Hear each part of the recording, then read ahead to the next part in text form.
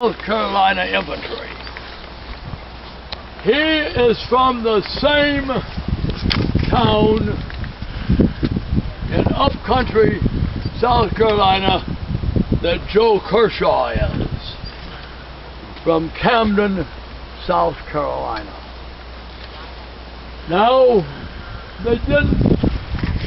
I thought they were a little corny. I liked the movie, but I thought they were a little corny, because they don't duplicate the snow on the ground. It's not deep. And the Union troops will fall back, and when they do, they're going to leave men of Lovell's and Buchanan's regular regiments out here in what is the edge of no man's land. It's very cold on the night of the 13th and the 14th. Now, almost all the dead and the wounded out where we are ain't Confederates. They're Union. And the Union have much better shoes, much better uniforms, and the Confederates will come out, and a dead man or a dying man really doesn't need his shoes anymore.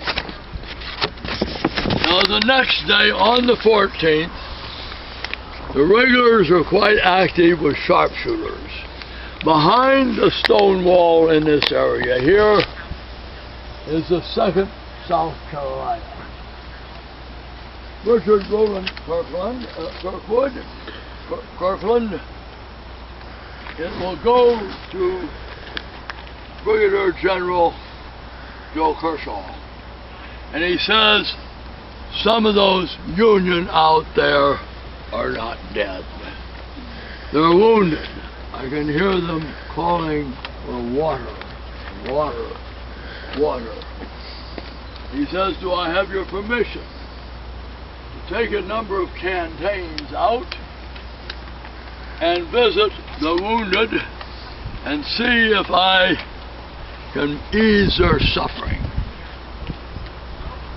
Kershaw says no. But Richard Roland will ignore his commanding officer. He's a sergeant. He'll collect a number of canteens. He'll leap the wall and go out into no man's land. They can see him moving through the wounded Union. And the men or the regulars don't fire, because they can see him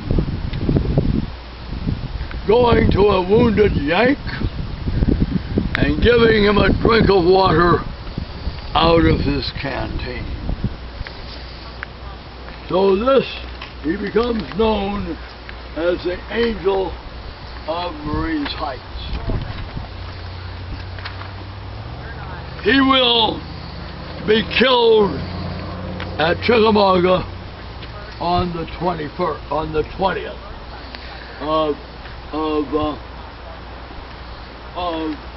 September in the fight for Snodgrass Ridge.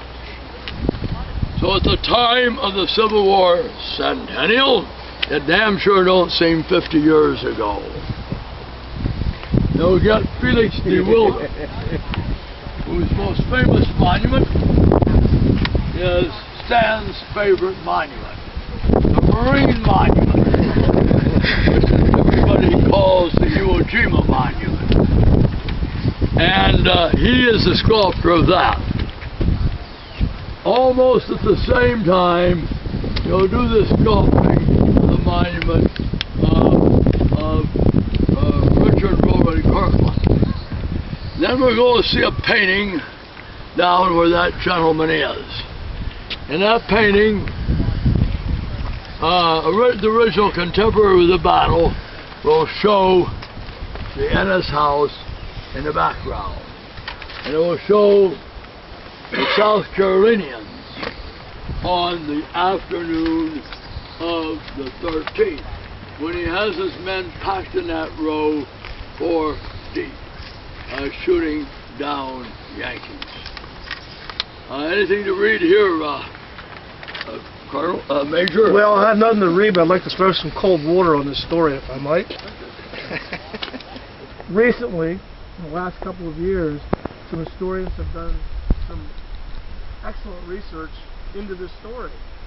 And it turns out it could just be a story.